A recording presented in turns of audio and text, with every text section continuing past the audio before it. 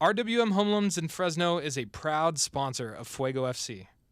RWM Fresno, mortgages made easy and where your journey begins. Envision Realty. We want to help those achieve the dream of home ownership. We are your voice and will be right by your side from beginning to end and beyond.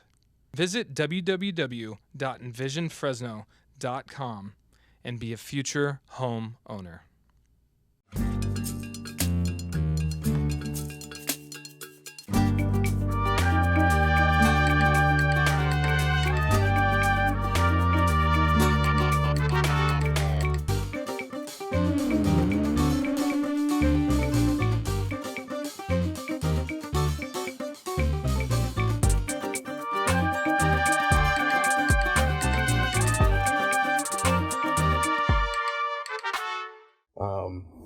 We've lost high school teams throughout the valley over the course of the last several years, and it's really hard to duplicate yourself and continue to grow. So it starts off with the adults. We have to be the ones creating access, showing and introducing the sport to the kids, and then taking it upon ourselves to step up and fill those voids. So the Golden Dogs is not just your men's rugby team or your women's rugby team. It's a rugby program. Our goal is to make sure that the Valley is also a rugby mecca, like how it is down south, how it is up north in the Bay Area, Sacramento. You know, to me, the goal isn't accomplished until every single district in Fresno County, Tulare, Madera, Kings County have a rugby program of some type, whether it's middle school, youth, high school. And our vision, and this is something that I was kind of critical of the union last week about when the president asked, why isn't there more women's team in our union? And I was like, I would gladly answer that question for you. And I told them, the goal shouldn't be when you have a successful men's side, how do I get a second men's side going in my club? It should be, how do I get my women's side up and running? And that's the pathway that we took. Yeah. And I think that's an important, so I was talking to someone about this the other day about the transition. A lot of it has to do with like Title IX, but the transition in the early 2000s to looking at why there isn't a level of support or a degree of support for women's sports as there is in men's sports. And I think where there's a lot of politics that gets involved, but at the root of it, right, at the human level, there's this expectation that we I think have come a long ways to understanding, maybe don't fully understand yet, but that it doesn't matter if I want to pay to see it. It doesn't matter if I'm interested in watching it. What matters is that if there's someone interested in playing it, they should be able to play it. Correct. And there shouldn't be any boundary, any other boundary to that, right? Exactly. And that's something like we apply. It's like, so my kids are in love with Legos right now, and I don't ask the question like, well, who's going to pay me to have you play with Legos? Correct. It's like, it doesn't matter. Right. Yeah. What matters is that they want to engage with it, and they should be able to engage with it. Right. And that's really it. Yeah, just creating that access.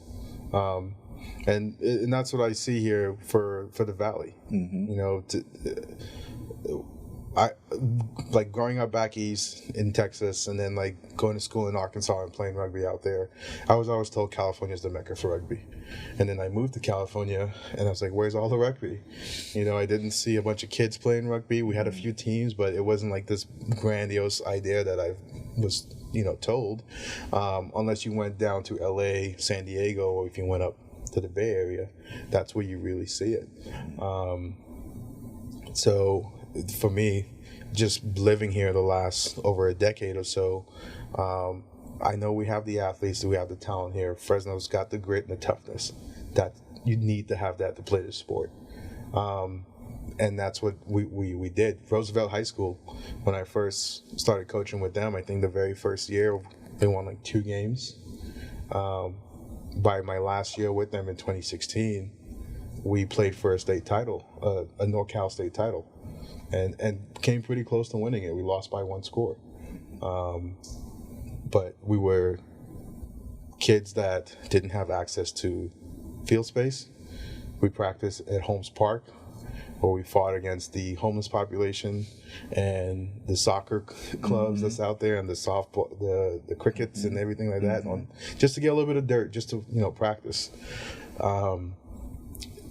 Some of these kids didn't even get to eat. A lot of times the only time that some of these kids ate was because of like food that we provided them after practice. We had players that would miss practice because they had to go help pick produce, in the fields. The year before I started coaching, then we lost a player to a stabbing. So, and we've pulled guys out of going into gangs. And we've had certain guys who were in gangs and fell out of the gang because, they found an outlet. I've run across kids who raised themselves because mom and dad wasn't there, and poor grandma got stuck doing it. But grandma's up there in age and can't keep up with a teenager. So the sport gave those young men access to something else, gave them another outlet. Our first year at Edison, helping start that program up, we had 100% graduation rate with our seniors. The second year, we had a kid get a football scholarship to go to a private school and play football, all because the coaches found out that he played rugby. He twisted his ankle in the game before that night, still went down, did the combine. Coaches found out he played rugby. His mom said, hey, he's not 100%, this happened. And they was like, we heard enough. And this was a very undersized kid. This kid was like 5'8", maybe $160. And these are players that typically don't get those football scholarships. I feel like that's such a I'm sure there are other places that say the same thing, but I feel like it's a very Central Valley story to be under-resourced, to lack the structure and programming and the eyeballs it takes to succeed. I feel like that's, if you talk to people who are musicians, if you talk to people who are athletes, if you talk to people that, in all these areas, what it takes to come out of the Central Valley and make something, you almost have to just be grittier, tougher, more dedicated, really focused on your goal. Right. And I think you see a lot of people come from, Bakersfield all the way up to Stockton, who just it's just, and part of it too is when the people who come to this valley they come here ready to just grind, ready to work, ready to make something for themselves. And they want their desires are like everyone else's desires, to feed their kids, to have them grow up healthy, to have them, learn to, to settle down and build something, put your hands to the earth and build something up, Right.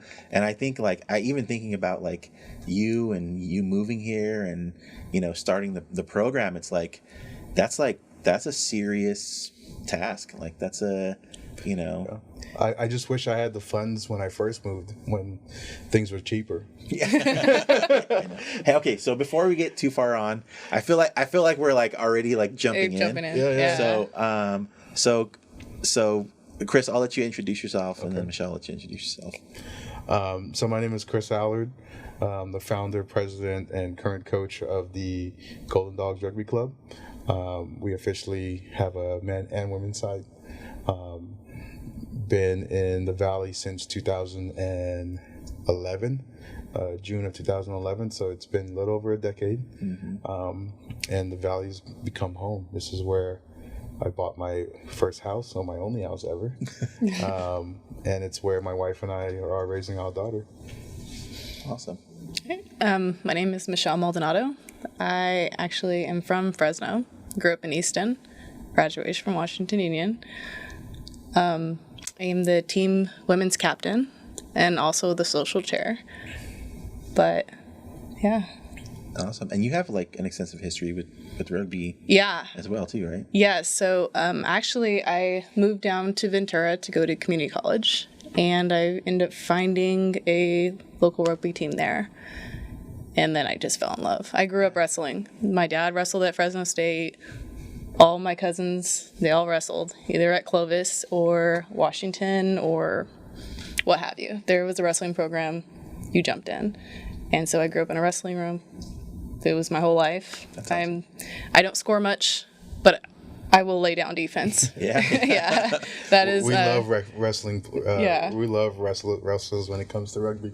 Yeah, I mean, It's the wrestling technique. as a sport, like it's and I think most like combative sports, this is kind of funny actually, because I think like if there was like a middle ground between like a traditional what people tend to think of as like a athletic sport and like a combative sport, it would be like rugby, like where it's like you're expected to, like there's going to be a certain amount of and I feel like like there's this thing that wrestling instills in you where it like clearly shows you where your weaknesses are, and you can't hide, like there's no one to hide behind. It's just you and this other person, and if you gas out, you gas out. Right. And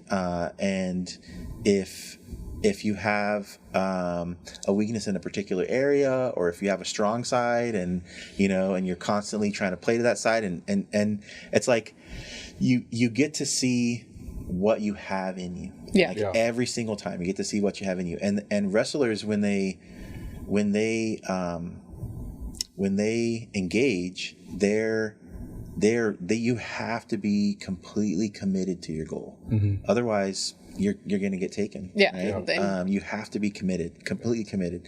And it's so funny because my niece, she wrestles. She lives down in Bakersfield. Oh, perfect. And she'll come up and I'm like, okay, let's go over this and let's go over that. And it's really funny because like she's a very quiet girl, but she's a very strong girl, and it's amazing to see that strength be encouraged and developed through a sport like wrestling. And I feel like there's a lot of similarities with rugby, where it's like 100%. That has to be nurtured, that has to be called out. Like, look, you can do this. Yes, this is really tough. Yeah, this isn't just from social standards, just a men's sport, just because we're tackling.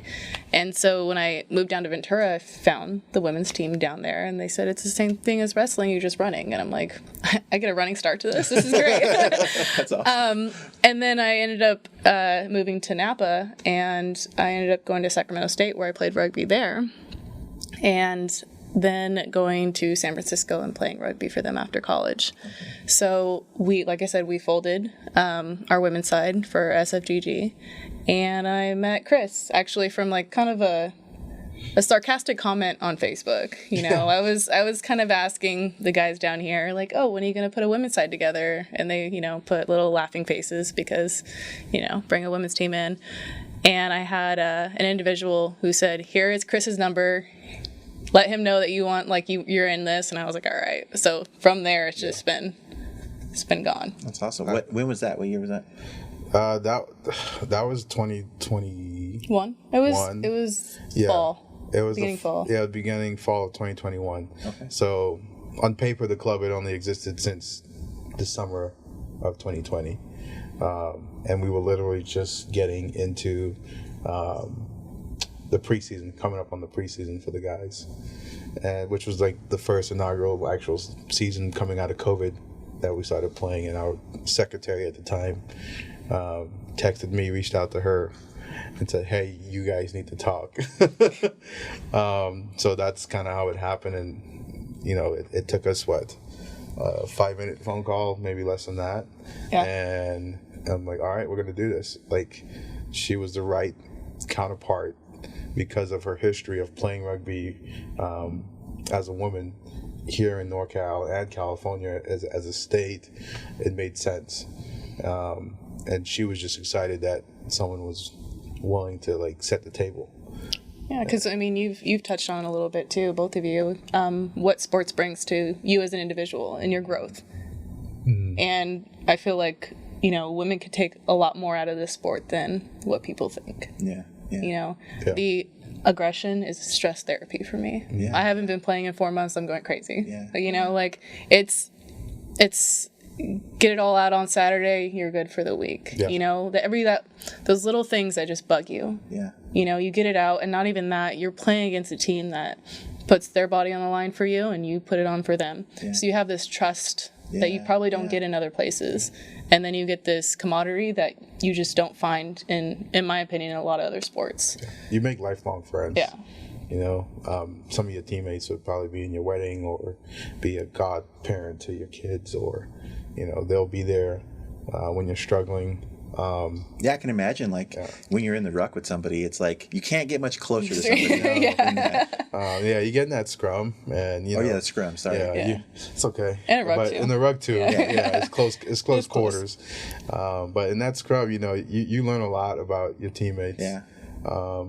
And that was my position. I was a lock and a flanker. Okay. So And that's the lock is the center positions on the left and right. in the guys in between. In the middle. Okay. In Okay. the middle. So like Okay. it, and then the guys on the outside, the left and right, those are like your flankers. Okay. But it was just one of those things where, you know, there's trust involved, because I was also a jumper in rugby in the lineouts, kind of like a ball throw-in for soccer. Yeah. So when the ball goes out of bounds, you know, the team that has the ball has an opportunity to throw it in, but the other team still has an opportunity to steal it back. And me being a jumper, I have to trust my teammates to get me up in the air and down. Yeah. How does that work when you're like as large as you are, Chris, and your teammate has to just like pick you up and like? I've gotten bigger ever since I stopped playing. But you know, I was still, you know, 200 plus pounds as a player, a big chunk of my career. But there's technique to it. You lift weights, you get stronger. I mean, my freshman year in college, I walked in weighing 185 pounds. And the guy that I had to lift was a 6'4", 6'5", 240-pound grown man. And the coaches didn't want to hear anything about he's too heavy. So you learn technique, you get in the gym. As a collegiate player, that's all I literally did was class, eat, work out. So where'd you play? Arkansas State. Okay. So played there from 2004 to 2009 under a legend, Curtis Huckabee Sr. Okay. The late Curtis Huckabee Sr. He passed away from ALS a few years ago, but he was like one of the first guys to push me. So I was raised by my mom. And when I found rugby in high school in Houston, Texas, it was my rugby coaches that pushed me and my teammates. And when you say like they pushed you, is it like, you know, obviously they're pushing you in the sport, but it's like, I'm sure there's like these expectations that they have on you of like, hey, you got to be here when you say you're going to be here. Correct. You got to be ready when you say you're going to be ready. So I'm sure there's expectations that they have on you to like, hey, like aside from the technical things, Right. like there are all these other things that we need from you. We need to be seeing this stuff from you. Yeah, it was a mental push. So rugby was not easy for me when I first started, by any means. I was coming off of not playing any sports for 3 years from injuring my meniscus in middle school. And my homeroom teacher at the time, before class would start, he had like VHS. Kids probably don't even know what it is. It's a giant tape that you stuck in this machine that played on your TV, right? And he would put on these old college matches of his. And I was in his homeroom class, and I would sit there and like, oh, like I've played tackle football without pads. I could do this. And I grabbed a waiver slip, took it home to my mom, filled it out, she signed it, turned it in, and showed up at practice. Didn't tell anyone I was going to do it, you know. I just said I could do this because my background was pretty rough growing up in the Caribbeans, you know, for half my childhood. Like we went through some stuff, so I know what it's like to have no running water in your house, living in a house in the side of a mountain that's in the tropical jungle, and you didn't put your shoes on until you knocked them out to make sure there wasn't scorpions in it. Snakes getting into the house, tarantulas. We had to bring water back from the river to drink and cook and certain things like that. We collected rainwater to do laundry and dishes. So rugby didn't seem like that tough of a hill for me to climb until I started. And physically, I realized, like, whoa, I'm out of shape. This is really hard. My knee would swell up. I would complain a lot about my knee, but my teammates didn't want to hear it. My coach didn't want to hear it. My mom didn't want to hear it. I remember getting in the car after just practice in the rain in Houston. And Mom picked me up. I'm covered in mud, and I'm complaining that my knee's hurting. And she looked at me and she goes, "You're going to do one or two things. Either you're going to stop playing rugby, or you're going to shut up about your knee." And that was all she said. My mom was an athlete herself. She was 5'11". She was not by any means this petite see how lady. tall he is. Yeah. Well, I love that aspect. There's obviously like a side to every parent. I mean, I know you have a daughter, and I have 3 boys, and my 4th one is about 5 weeks away from being born. Oh, congrats! And thanks. And there's this reflex I have to protect my kids and make sure that they're safe. But there's also this other part of me that realizes, like, I'm going to be gone before then. Like, I can only protect them, even if I imagine my role to be something like protecting them for the rest of my life. That's going to be much less than, in terms of how far it extends, than theirs. So I literally can't be here for as long as they're going to be. Right. And so I need them to, like, I need to know that they can defend themselves, that they can stand up for themselves, that they can recognize those moments on their own when I'm not there, to be like, look, I got to put up or shut up. I got to do this or not do it. And even talking about it sounds like a really harsh thing, but it's a part of it is, like, much of, like, what we learn about ourselves in life, it just is that harsh. Like, it is, like, it sometimes it is that rough, like, just the nature of reality is that rough. And so knowing that, like, your mom is like, hey, I mean, I'm sure there's a part of her that's like, hey, I got other things going on. Right. So I probably caught her on a bad day from work. Yeah. But then there's this other side of, like, look, he also needs to do this. Do this and figure this out, because part of it was slight ignorance on her part, because when she saw me play for the first time and saw a game, she was like, "This is what you're playing?" No, my dad did the same thing. He's wrestled his whole life, had me grow up in a wrestling room, had me do all this stuff, and then comes out to his first game, he's like, "Oh, you guys hit that hard?" I'm like, "What do you think we're doing out here?"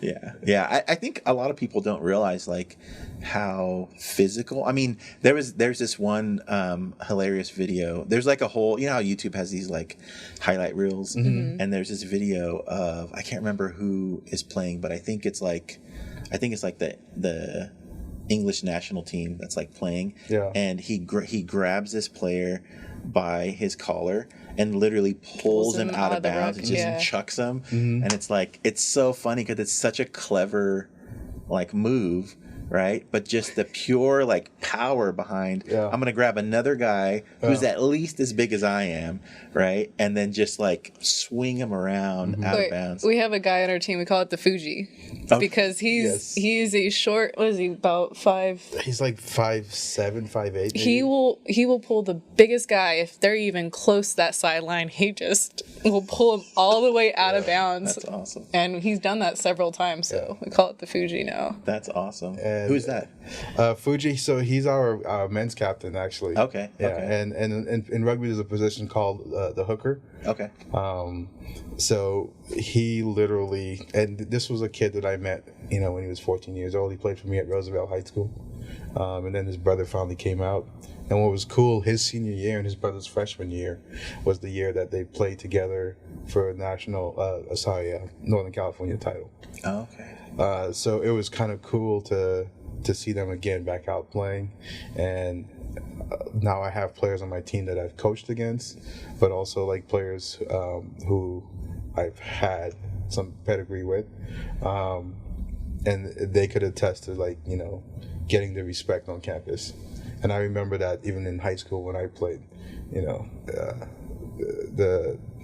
our peers respected us enough to where in the cafeteria, there was 2 tables that predominantly all the rugby players sat at, and no matter what time we got to the cafeteria, those tables were open, and it wasn't like we told anybody not to come sit there, but they just saw what we did and they respected it, and we invited people in. We wanted more people playing, and that's what we want here. Fuji, it's crazy because some of these guys, it's almost like they're my kid.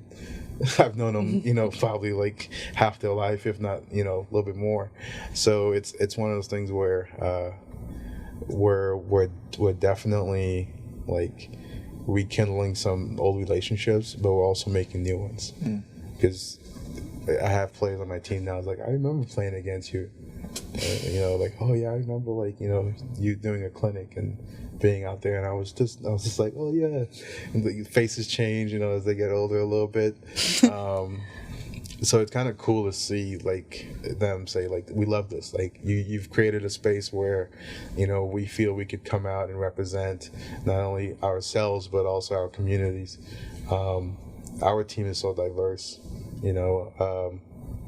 We have Hispanics, African Americans, Asians, white guys from, all over on our team. I'm probably forgetting some other culture, but it's. I know you guys have Ben, right? We have Ben. Oh, yeah. We have a Samoan, right? And he was the right guy to find us. Yeah. He's one of the most humble person I've ever met, and he's a stud. He's a stud player. Yeah. The guy probably squats 600 pounds and benches over 400 pounds. Nice. But he's willing to take direction. He's willing to be open. He's willing to be coached. Usually when you find players that have been playing the sport for a long time, the hardest thing is getting them to buy in. And that's the big part of the success too, is you have to be willing to surrender a little bit, especially in a team environment. If you try to pull and do your own thing all the time, then you're going to struggle.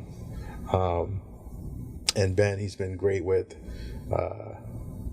He's like the silent warrior. He takes the criticism. He won't talk back. He'll ask questions. He wants to get better. Whereas we've met players who've only been playing for a little bit, and they've got a Band-Aid for every cut. And like, hey, if you just listen a little bit more, things will be a lot better. But it's cool to see just the diversity. And he feels like home. He said, Coach, he's like, I've been in the U.S. for so many years, and I was missing Samoa because there was no rugby for me. Yeah. And I'm like, well, I'm glad you found this. Okay, so tell me a little bit about Golden Dogs, and I want to know when do you guys practice? How many people are on the squad? Tell me a little bit about the sport itself too. What's the structure like? So we practice Tuesdays and Thursdays, 7 and 9 p.m. at Holman Park in Fresno. Sometimes we also have Saturday practices. So Saturdays are predominantly when games are played. So Saturday is a rugby day. That's where folks need to understand. When it's Saturday, it's a rugby day. Saturday's a rugby day. Saturday's a rugby day. So it's a co-ed practice. Our women's and guys practice together. Everyone's working on the same skill set, learning the same techniques. When we do the physical stuff, the women are practicing with the women, guys are practicing with the guys, because there's still physics involved in the game. And we want to make everybody feel comfortable. We play in Northern California Rugby Football Union. So most of the time we're either on the road, playing in the Bay Area, further north, sometimes in Ukiah, Reno, Nevada, Sacramento, East Bay, San Francisco, and then we also play here at home in Fresno. So the community could actually come out and see us playing other teams from out of the area, and being able to cheer us on at home as well. We've been around, like I said, 2020 was when we first put the team together on paper. As far as membership, it's open to anyone that wants to play the game. So you don't have to have experience. We'll teach you the game. on the rugby field itself, there's 15 players from each team during the 15 season, and then you have like 8 subs on the sidelines. So on every Saturday, we're filling out a 23-man roster. You may not play every single game. We need as many people as possible. I think to have a successful rugby program, you need at least 35 to 40 players, because you have attrition, and sometimes not everyone can make every game. If there's a family emergency or something that was scheduled ahead of time, it might conflict with the rugby schedule. So we need other players to be able to step up and fill that role. And practices, I'm sure you have drills too that require, Yes. Practice is a must. We have drills to teach you the game. We do fitness at practice. Not a ton of fitness. I probably spend 15, maybe 20 minutes top at fitness, and that's really just to push through some plateaus. Yeah, I think you have someone that'll argue that point with you right now. Yeah. Michelle might. If we do more fitness than that, it's because the players brought in the additional time. So, we have incentives at practice. Yeah. So many drop balls might cost some more fitness, right? Yeah. But every practice I go in with no more than 15 minutes tops of fitness. If for some reason we go beyond that, it's because the players earned it. Okay, so Michelle, tell me what does this look like from the women's side then? Because I know. So when I was in high school, I played water polo, and in Clovis, it's one thing. In Fresno, it's something totally different. Oh, right? yeah, absolutely. And so a lot of our practices when we played, so I went to McLean, and a lot of our practices were co-ed practices. There were times when enough girls wouldn't show up or enough guys wouldn't show up, and we'd have to play a co-ed game against another team in Fresno.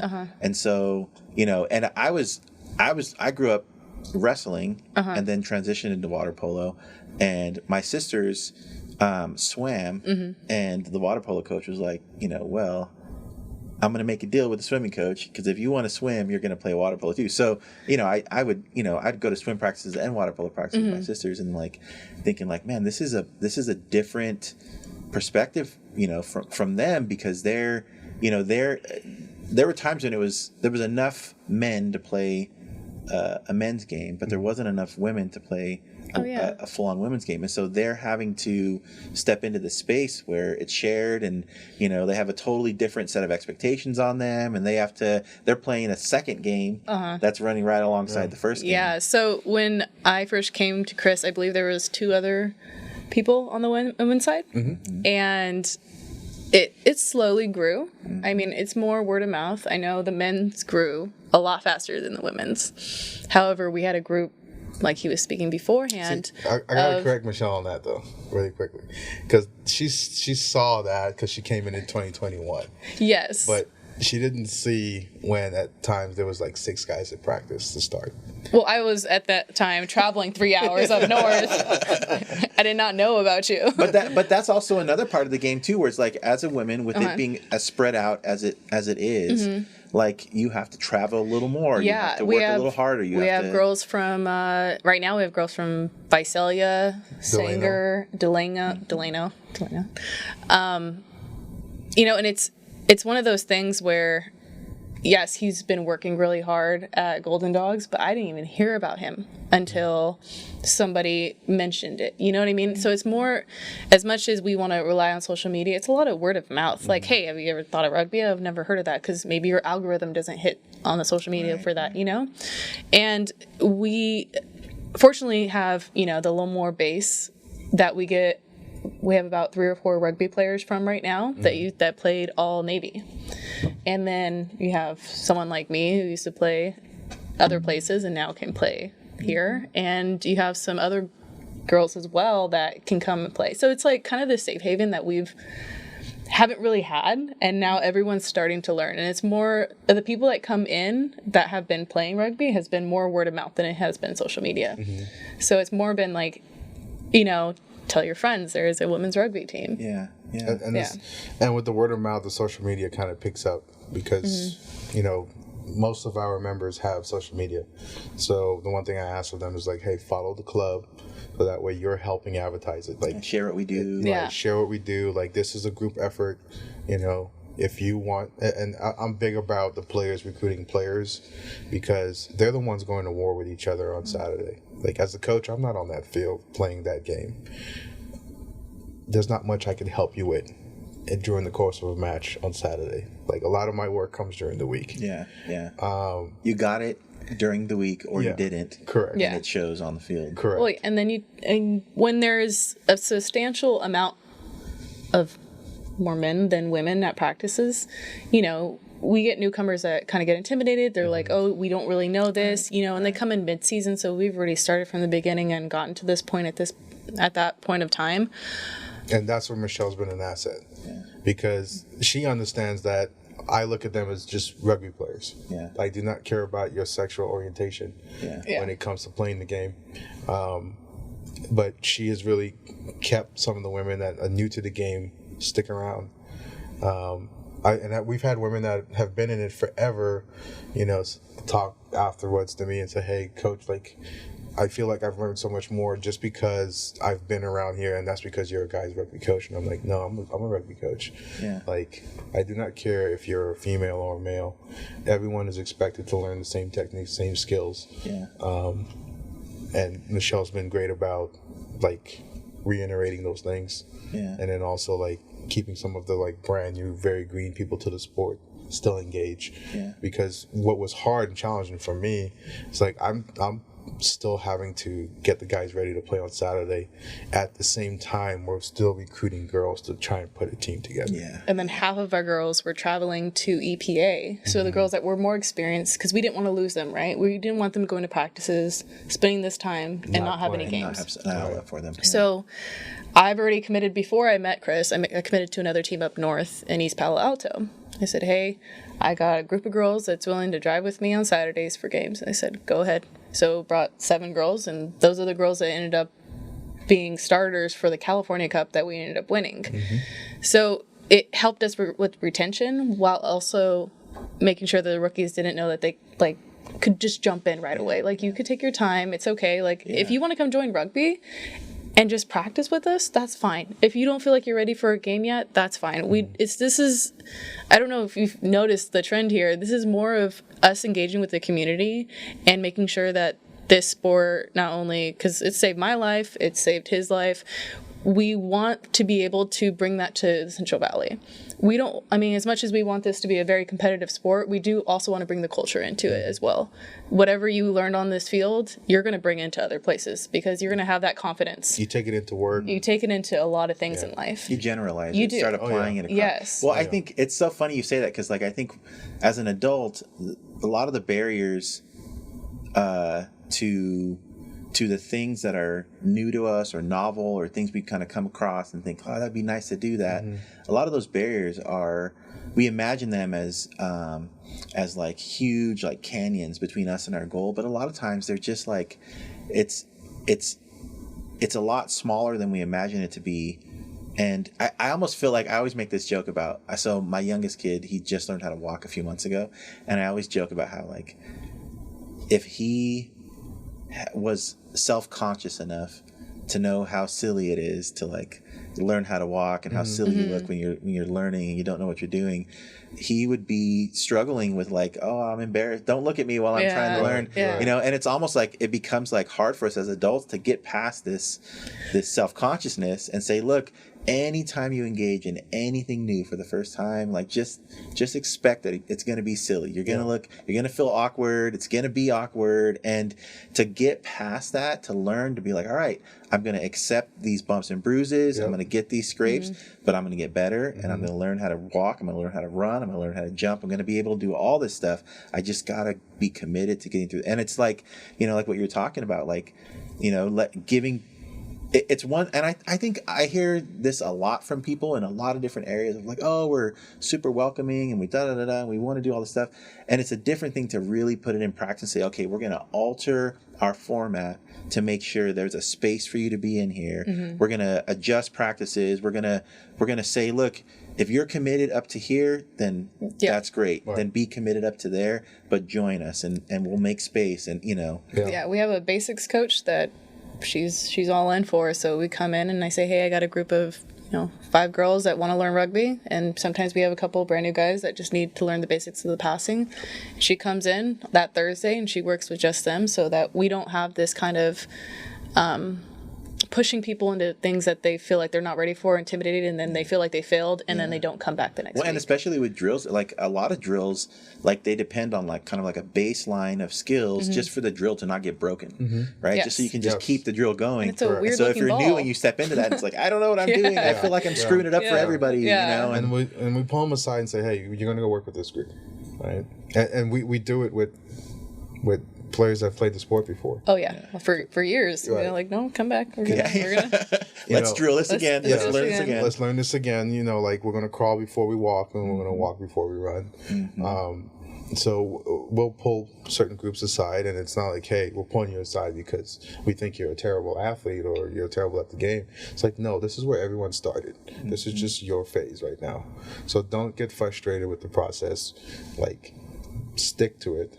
And a big part of the way, we get people to stick to it is rugby is about camaraderie. So a big thing for us is we get together outside of the field.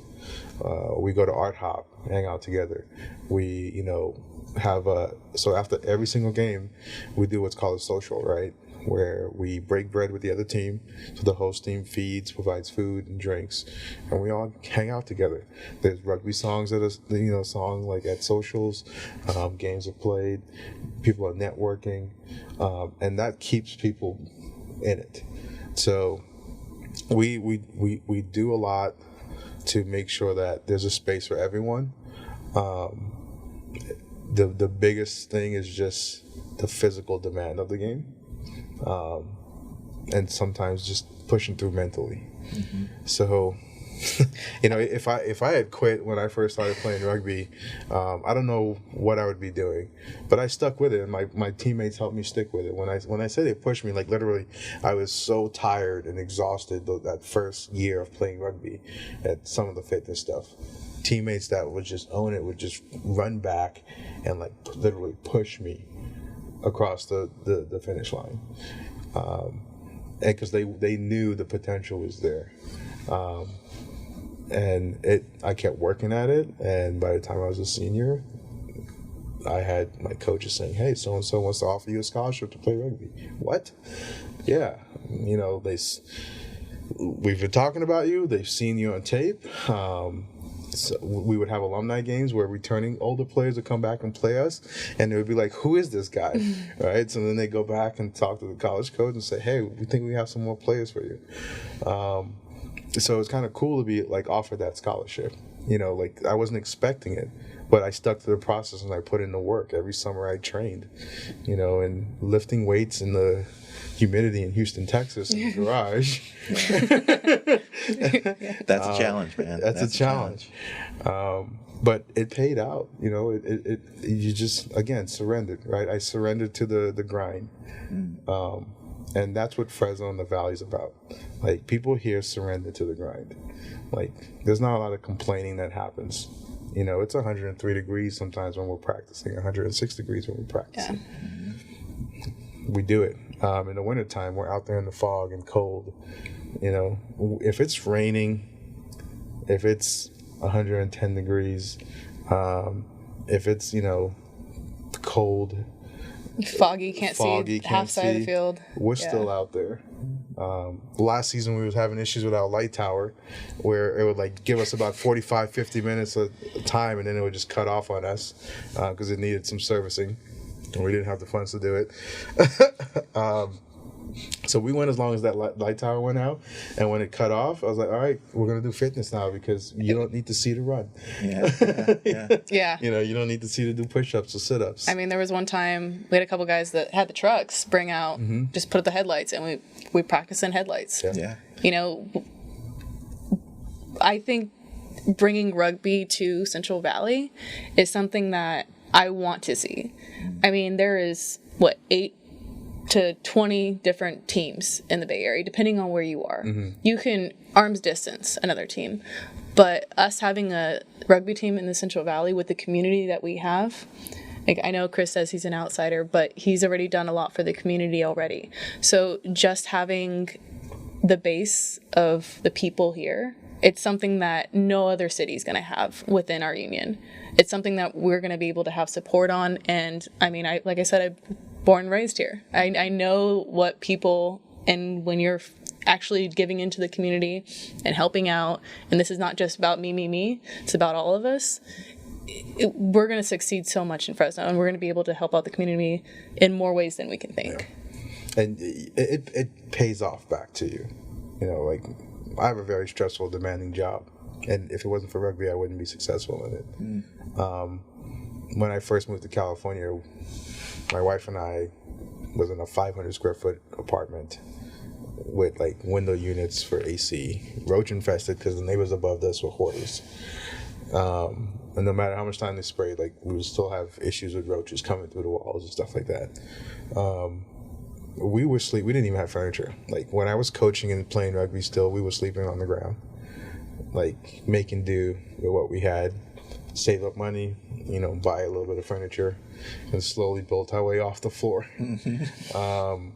You know, the dining table that we bought off of Craigslist from a lady who had a restaurant closed down, we still own it to this day. And I hear about it from my wife all the time because I've been procrastinating on buying a dining table. And I'm like, there's only 3 of us. You know, but... It's funny because I think my wife and I, we still have the dining table that we bought when we first got married. We got married back in 2006, and we have like 4... Yeah, we're going to have 4 kids soon. So there's going to be 6 of us sitting around this little table that we bought from IKEA when we were broke. This tiny little table with the like little wooden IKEA chairs, and we're still like camping out around that table, making it work, and just like, all right, like it's not broken, right? Yeah. You know, like it's you know, it's held up, and you know, and then every time I think about like getting a new one, I'm like, my kids, maybe I should wait till my kids are done beating up my furniture before I get a new table. And send it off with them to college. And I think that's one of my faults is like, you know, I rather put money into like the community. And then sometimes, you know, like I hold back because I'm so used to like I said, like growing up in that third world environment, I'm so used to doing, you know, without so much. Yeah, and it still works. And there's a part of you that's like, man, this still works. Like I shouldn't, you know. Right. And my wife comes from the other aspect where, you know, she didn't have to struggle as a kid growing up. So she helps remind me of like, hey, you need to reward yourself with these things. You need to. Yeah, that's important. You need to reward your family with certain things. Yeah, and you work hard, and you should be able to feel something of that now. And you know. And I've been able to do that. I mean, with just. With every we had a player, you know, divulge to me like he's like, Coach, you saved a couple guys' lives by having this club. One of them went through a pretty nasty personal issue, and you know, he had his life planned out to go a certain way, and it was going that way up until bam, like, you know, outside of his control. And instead of like going to work that day, he took the day off, and he was injured. He couldn't even play, but he came and he traveled with us, and he just wanted to be around his rugby family and be there in that space. And it just helped him mentally, you know, and he's built relationships with guys that he's never met.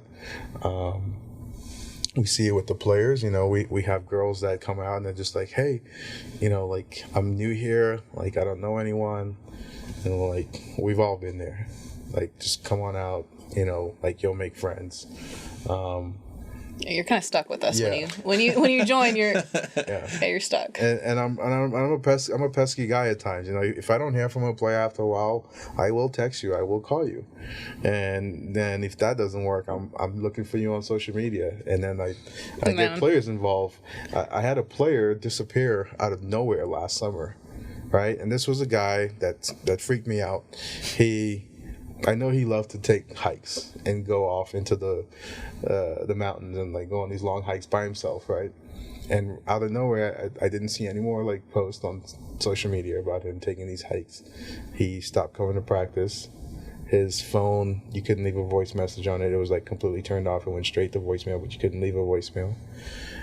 So I tracked down one of his teammates from high school, found out where he lived, you know, with his parents, went over there after work. Actually, that was on my lunch break. Knocked on the door a few times. Finally, Dad comes to the door. And I'm like, hey, I'm looking for so-and-so. And it's like, oh, he didn't tell you he signed up for the Army. He's off at boot camp right now. I'm like, he did not.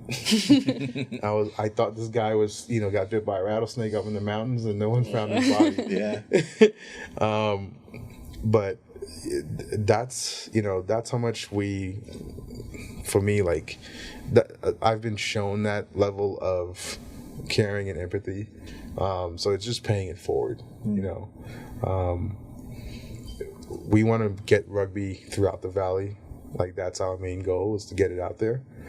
For men, girls, boys, women, everyone involved. What do you feel like that the biggest hurdle is for that mission? The biggest hurdle is resources. 100%. The last 2 years, 95% of the club funds personally came out of my pocket. We won't survive like that. I married the right woman that allowed me to do that and support it. Because she's been with me since I was 19 years old and seen what the sport has done for me. So we just have to group economics is the easiest way to solve a lot of these issues. So meeting you 2 years ago, or like a year and a half ago at Taco Truck Throwdown, and just networking and saying, hey, this is what we're about. Like, we want to learn more about the Fuegos. We want to learn how we could help. And it's not about just, hey, can we have this? No, like, we want to know, what can we do to help the mission at whole? And the mission at whole is making the Valley a productive society. Yeah.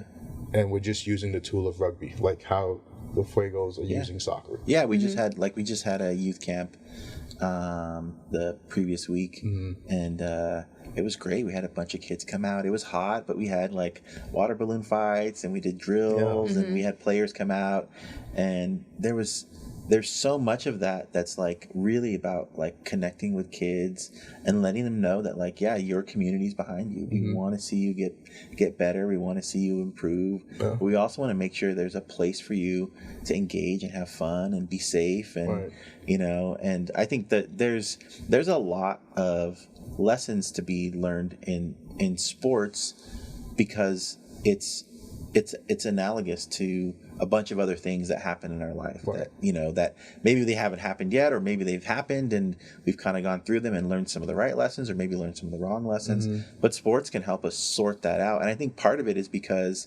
it kind of separates us from reality a little bit and lets us live in this world, on this grass, right? Like, the rules are very simple and we all know them, right? And we get to learn these lessons right here in this space.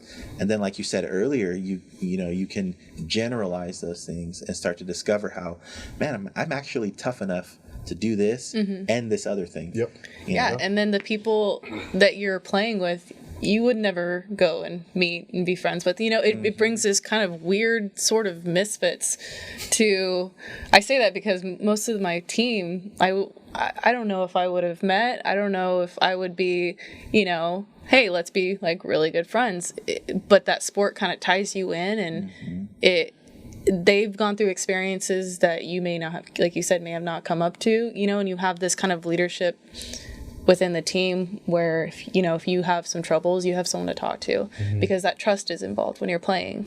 So it brings it all full circle. So it's like I said, it's saved me a couple times as far as me not living at home, going through college by myself, trying to figure out, this way of living that is going to help myself and, not just be about the family's, idea of what I should be doing, just like this whole general thing of living your own life. And then you meet all these misfits, and they go, "Yeah, I've been through it too. What do you need help with?" Yeah, I mean, I know I asked the question about like what its biggest hurdle is, but maybe we stumbled across like what one of its biggest strengths is like that community, that bond that you form, and that what you learn by sharing those moments with people who, maybe have similarities or even differences to like the path that their life has taken, and you get to glean what you can off of them. You get to support,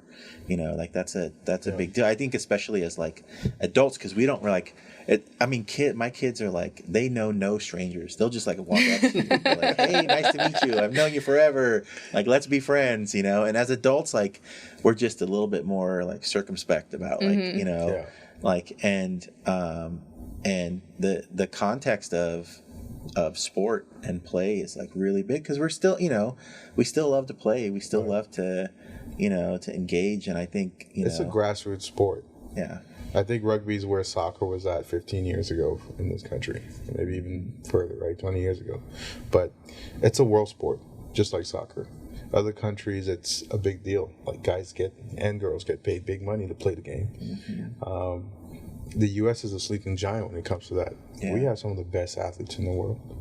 And there's been many athletes that cross over, that didn't make the NFL, or didn't make, the U.S. track team or whatever it is, come on, learn how to play rugby and still get to represent their country, or go play professional rugby. We have a kid that graduated from Bullard High School that's a professional rugby player, right? Mika Cruse, he plays for the Utah Warriors on the MLR team. One of his younger brothers currently plays at Fresno State. Prior to that, he played on the junior Olympic team, and he's probably the next rugby player that's going to come out of Fresno, if the right eyeballs get on him and get to represent his country. Yeah, right here from Fresno.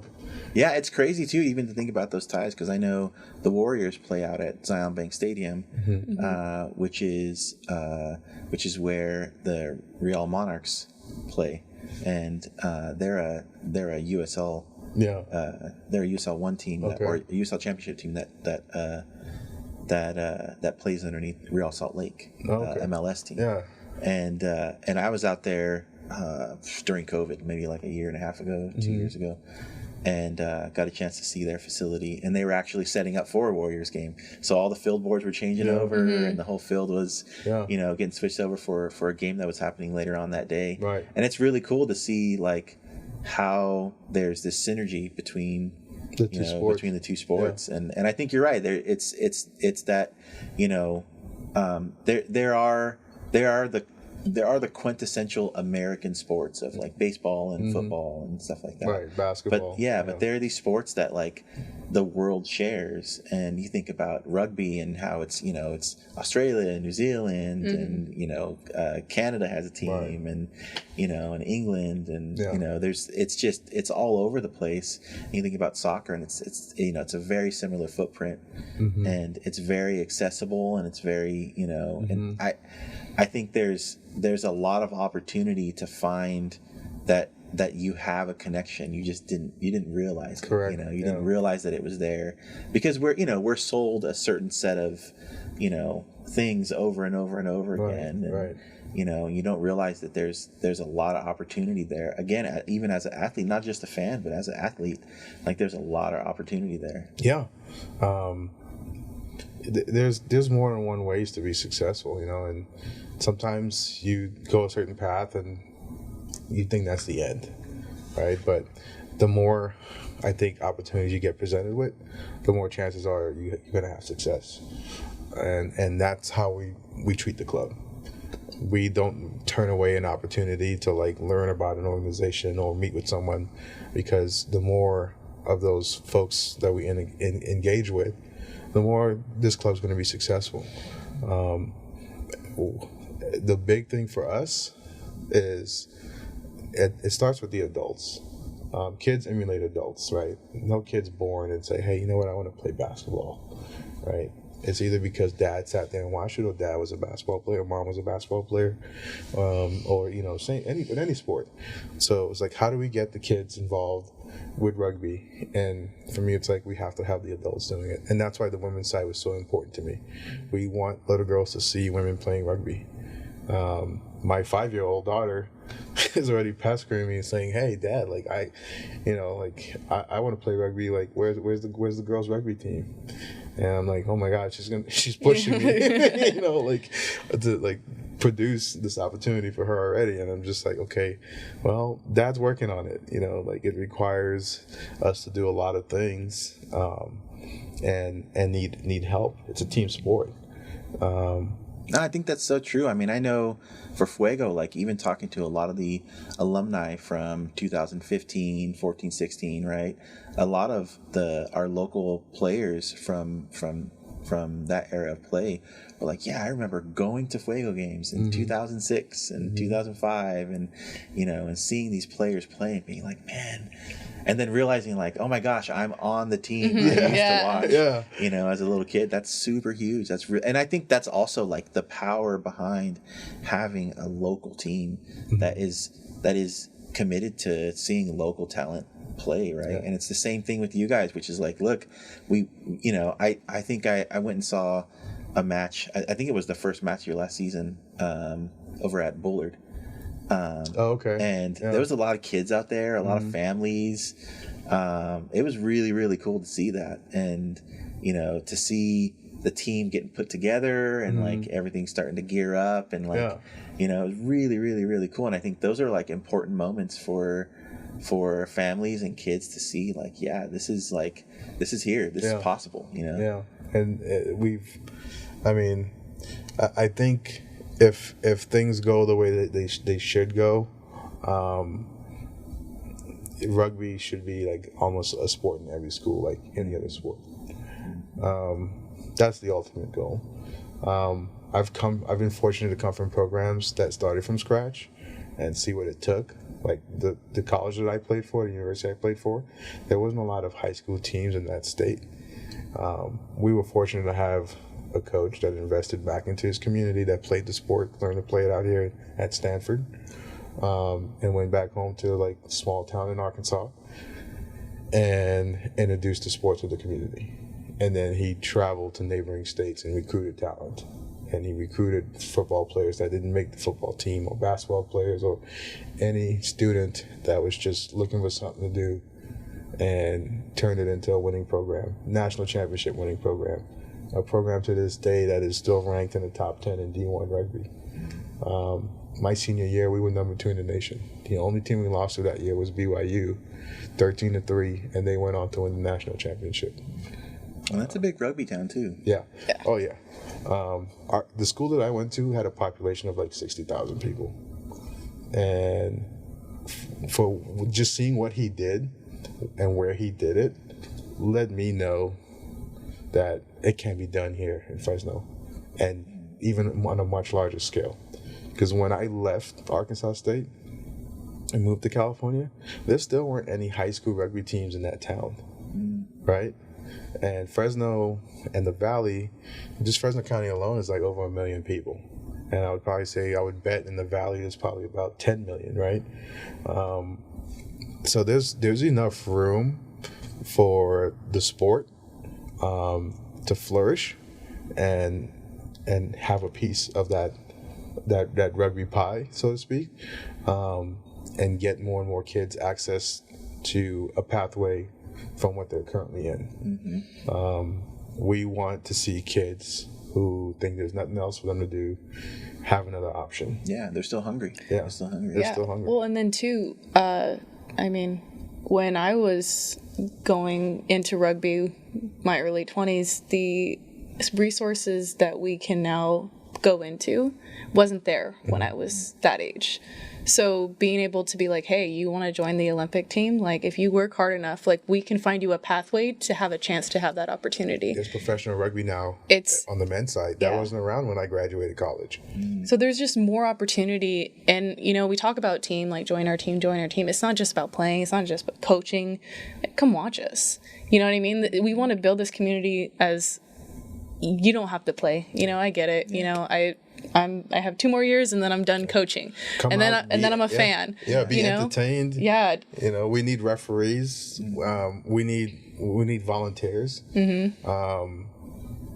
We need the ability to get a space to play the game safely. That's the biggest issue right now. We have players that get injured practicing, you know, at certain parks. Sometimes we're battling it out with other teams to find space to play. I got hit with a softball a few weeks ago, right? You know, and we're sharing the space, you know, and doing what we can. But those are just some of the things we're going through, and but it's part again of that grind and embracing it. So not everyone needs to play. Not everyone needs to, you know, actively be involved with the team. But we are looking for supporters. We're looking for connections. Okay, so if someone was interested in finding out more or learning how to support, where would they go? What could they? The easiest way to find us is on Instagram or Facebook at Golden Dogs Rugby. Also, we have an email address, F as in Fresno, G as in Golden, D as in Dogs, Rugby Club at gmail.com. So they can email the club as well. We have a phone number on our Facebook as well if they want to reach out. If they call us, they might not hear from us right away, but they could leave a voice message because, again, we all have full-time jobs. Like, you know, I do not get paid to do this. My payment is seeing the success of the sport currently. Now, if money wasn't an issue for me, like 100%, this is what I would be doing with my life, just growing the game. But until we get there, you have to work double time. Yeah. Sometimes, you know, triple time. Yeah. to get without it done. the thank yous, without the acknowledgement, sometimes it's just one of those. Chris, I see you. You're like, Michelle, I see you. I'm like, okay, we're good. You know what I mean? Like it's sometimes a big boost of energy is like, you know, practice has been over for an hour and there's that one player that I'm having a conversation with, and you know, they divulge something very personal and how the sport has benefited them, and it just fuels me to continue, you know. So like Michelle, I think, was trying to hold back tears when we got voted into the. I was trying not to fight somebody, and I was trying not to cry at the same time. Both things together at the same time. You know, when you get frustrated. That's such a human experience, though. I think we kind of forget about that. Like, you know, like there is like an emotional side to the fight. Yeah. You know, and they're both there. Like both those pieces are there. Yeah, we had our sister team, East Palo Alto, the ones that help us retain our players. We, you know, we had a beer with them, and then for those guys. Yes, and then you know, we had one of the coaches from Life West. We just had a beer and just kind of like, oh my gosh, like we did it. Yeah. And I know they had some trouble with the men's side bringing them into the union, but we got unanimously voted in, and you know, it's here. Yeah. And I've been playing 10 plus years. I never thought that there would be a women's rugby team here. I thought I was going to be like having to we're travel. We're changing hearts and minds. You know, we played a team last year, and at the social, like most of our 85% of our team's Hispanic, and like the players were like, we didn't even know like Mexicans could play rugby, and I was we're gonna get that on a shirt. I was like, yeah, we're gonna put that on something. Mexicans can play rugby. Yeah, I was like, what? I'm like, you guys have no clue. I was like, I've never met a Mexican that cannot learn how to do something. Okay, like they're very efficient. I was like, as people, as a community, like, you know, if most of my friends, because of where we live, are Hispanic now, and I probably have someone that knows a guy that could help me with something. And like super willing. And super willing and helpful. I mean, I've always joked about how like, and I think this just has to do with like coming from humble beginnings, right? Coming from a humble spot where it's like, you know, we kind of have this like false narrative that's been kind of assumed to be true, that there's like this thing like, you know, like there's the nuclear family that has like two parents and, you know, and, you know, two kids and and that they make their way in the world, when really, if you look at every culture, right, every culture now and going back as far as you want to go back, it's about like, sure, mom and dad or partners and children and grandparents and aunts and uncles and a whole village, right? And so we there's even a trope about it, right? And it's like it really comes into play, I think, when you come from a humble beginning, where it's like, look, all the pressure can't just be on the parents. It's really shared throughout the family, where grandparents and aunts and uncles pitch in, and every, you know, and that support system, that original like social network, Yeah. right? That original like physical relationship network that plays out into our lives. And I feel like we get this like this thing told to us that's like, well, you gotta make it on your own, and it has to be like you guys and this small little group, and whoever lives between these four walls have to make it work. And it's like, that's crazy. It's never been like that. It's never been like that. It's always been us together making this thing work. Right. And I think, you know, getting into a community like, you know, like the rugby community or the soccer community, you realize like, man, we support each other. Like, you know, hey, I have an old set of boots. Like, I don't use them anymore. Oh, hey, like, you know, my car's break. Oh, my cousin knows how to fix that. Like, just give him a call. And like, you know, and that's what you do. That's how you make this thing work, is like, you know, to really make those connections. And then, like you said, you have to be there. You have to like show up, and you have to be a part of it. And you got to be present. Yeah. You got to be present. It's a big thing with me, you know, and at practice. Like, you wouldn't have to battle just by showing up. Just show up. Right, and it's something where we're a stickler on it. There's other clubs where they will still play someone if they don't show up to practice. We don't do that. We'll play man down. We'll play a man down. Right. And the good news is I've had to play man down as a player, so the players, I'm like, nothing that I'm asking you to do hasn't already been done. It's 15 on 15, and I've played in a game where it was 12 of us. Fresno State, the last 5 minutes of that national championship game, played 12 versus 15, and still won the national championship, 22-17, right? But those 12 guys on the field banded together and grinded out.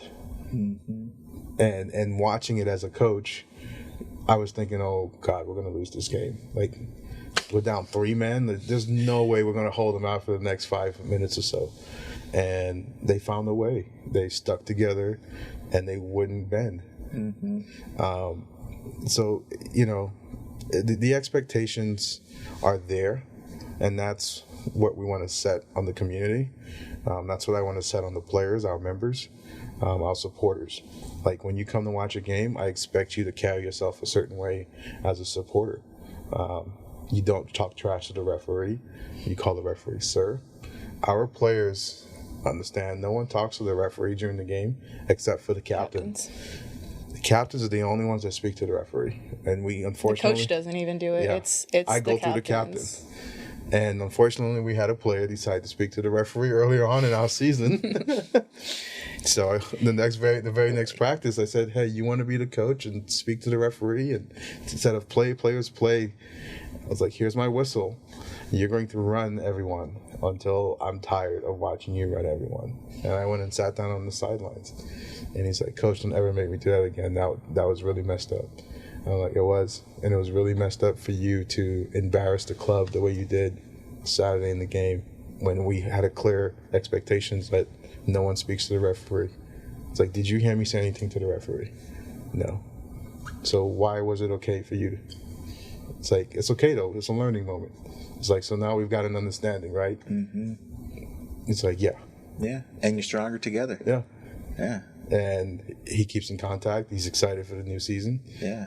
He's played for one coach his entire life before running across me. And he's committed to the process now. Yeah, that's awesome. Yeah. That's awesome. So it's those little things, those little interactions. And I'm glad that we're going to be able to share it with our women counterparts. Yeah.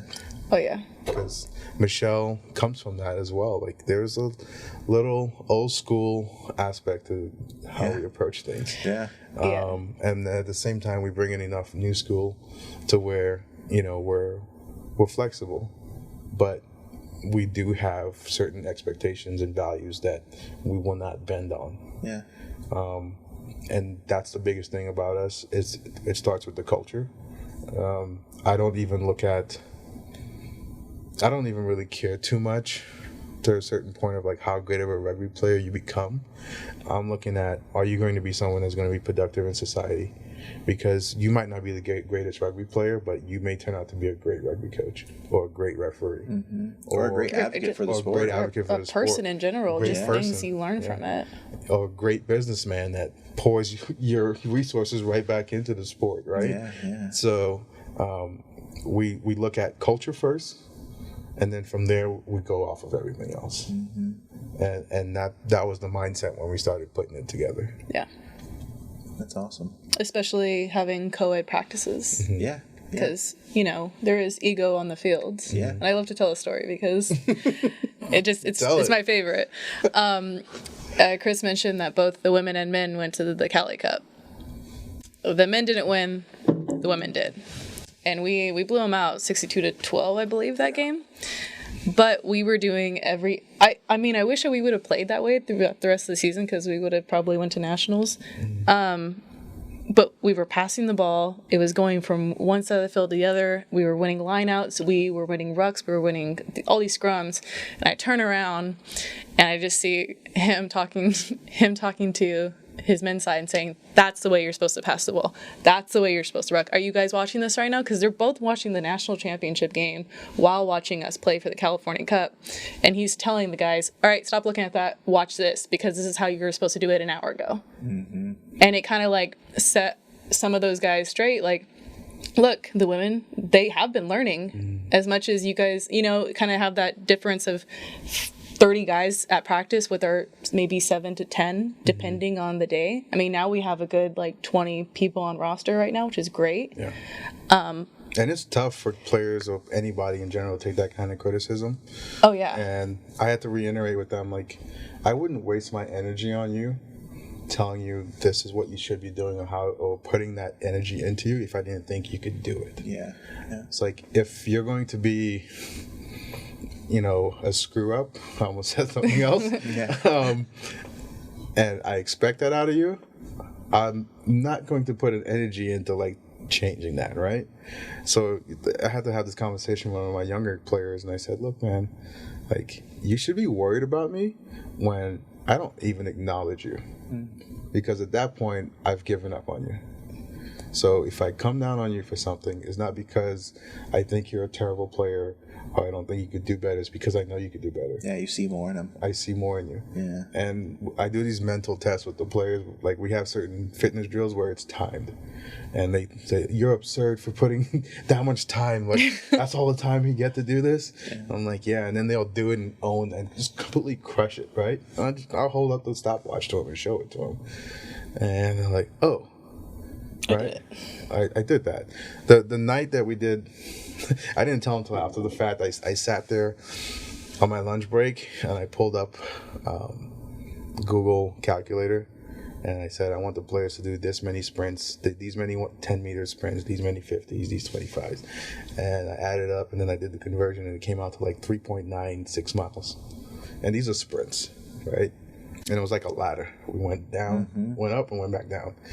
And I didn't tell them until they were done that it was 4 miles worth of sprints. And they ended up doing probably a little bit over 4 miles, because there was 3 or 4 times where they screwed up and not everyone sprinted. And I was like, that didn't count.